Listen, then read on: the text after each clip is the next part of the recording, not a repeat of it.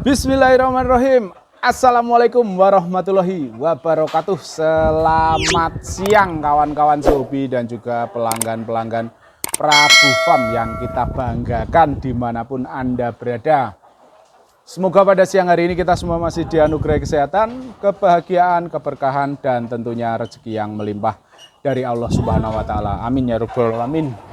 Pada kesempatan kali ini saya akan berbagi tips dan trik lagi kawan-kawan. Bagaimana caranya kita bisa membangun usaha dalam bisnis dunia ayam hobi ini agar bisa terus bertahan dan tidak mudah untuk gulung geber atau bangkrut ya kawan-kawan. Tentunya dalam setiap usaha adalah yang paling penting adalah bagian pemasarannya kawan-kawan. Nah, sementara faktor pemasaran adalah kita harus peka dengan kebutuhan pasar. Nah, ini faktor yang paling penting adalah kita harus peka dalam kebutuhan pasar. Itu kuncinya di situ kawan-kawan. Jadi kalau kita ternak, kita mau bisnis ayam hobi atau ayam maduan, jangan hanya mementingkan apa yang kita inginkan, apa yang kita senangi, seperti itu. Kalau saya, walaupun saya itu penghobi ya memang dasarnya seneng, tapi saya juga mengikuti istilahnya tren di pasaran ya kawan-kawan, seperti itu. Jadi pembeli alhamdulillah selalu banyak juga, karena memang apa yang lagi dicari di pasar itu yang saya sediakan.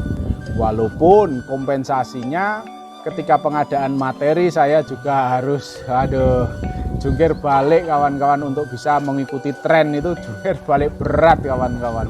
Kalau memang hanya sebatas seneng ya, misalnya kawan-kawan wah fanatik senengnya ayam buangkok yang klasik lah, kiri kanan pukul, it's okay. Mungkin kalau untuk di arena itu masih bisa kepake, masih bisa, potensi menangnya masih tinggi. Tapi ketika kita bicara soal bisnis, bicara soal pemasaran, marketing, itu orang udah nggak seneng, yang dicari bukan itu ya nggak laku. Sebagus apapun ayam kita, ketika model yang istilahnya sedang tidak dicari, sulit untuk menjualnya. Ini bagus, ini pukulannya keras, jualnya bagus, menangan. Orang nggak penting itu ya. Orang yang cari itu adalah apa yang sedang tren atau booming di waktu itu. Jadi seperti itu kawan-kawan. Contohnya untuk saat ini ya jenis ayam pakoi, ya, seperti itu gampangannya. Jadi orang akan berbondong-bondong cari materi jenis pakoi kawan-kawan. Ketika kita tidak bisa mengikuti, ada orang tanya, mas ada pakoi, wah nggak punya, ya udah orang pasti nggak mau beli. Ditawari bangkok juga nggak mungkin, ditawari mangon apalagi nggak mungkin seneng. Saya carinya pakoi mas, yang pukul badan, yang patok punggung, yang berakot-berakot, pasti seperti itu orang. Jadi kita harus bagaimana caranya, harus punya materi pakoi, bisa ternak pakoi dan bisa menyediakan untuk pelanggan jenis pakoi tersebut, seperti itu.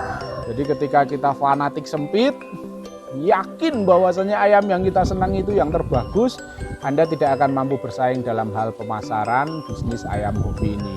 Seperti itu kawan-kawan. Jadi ketika ada yang fanatik, Gano ini loh, pukulannya keras, tadanya bagus. Oke, monggo, ayam itu pukulannya keras, tadanya bagus. Tapi kalau orang lain nggak ada yang nyari, buat apa? Produksi ayam itu biayanya luar biasa kawan-kawan. Apalagi pembesarannya, satu tetasan aja. Misalnya satu ekor itu 300.000 untuk pembesaran. Satu tetasan 8 ekor, 8 kali 300 itu sudah 2.400.000. Kalau Anda punya 5 induan aja, 2.400.000 kali 2.400.000 kali 5, udah berapa? Udah 2 jutanya kali 5 udah 10 juta, 400 kali 5 udah 2 juta, udah 12 juta.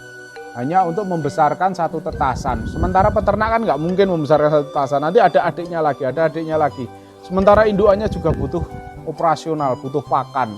Nah itu kalau kita cash flow-nya tidak lancar, pemasarannya tidak lancar, ini yang nggak kuat kawan-kawan, pusing. Jadi uang dari dompet keluar terus hanya untuk beli pakan, sementara jualan juga seret, nggak laku. Walaupun kita yakin ayam kita ini bagus-bagus, kerja pukulnya bagus-bagus. Cuma kalau di pasaran itu sedang tidak tren, tidak ada orang yang nyari, kita mau jual di mana? Di masa lalu gitu. Sulit.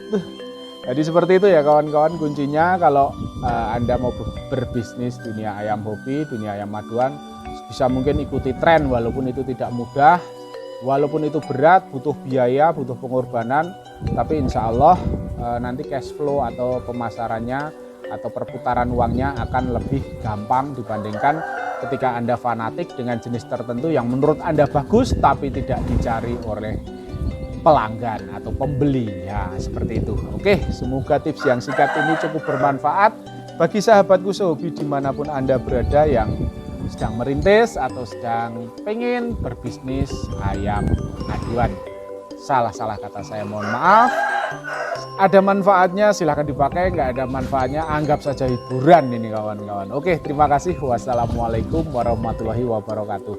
Salam sukses untuk kita semua.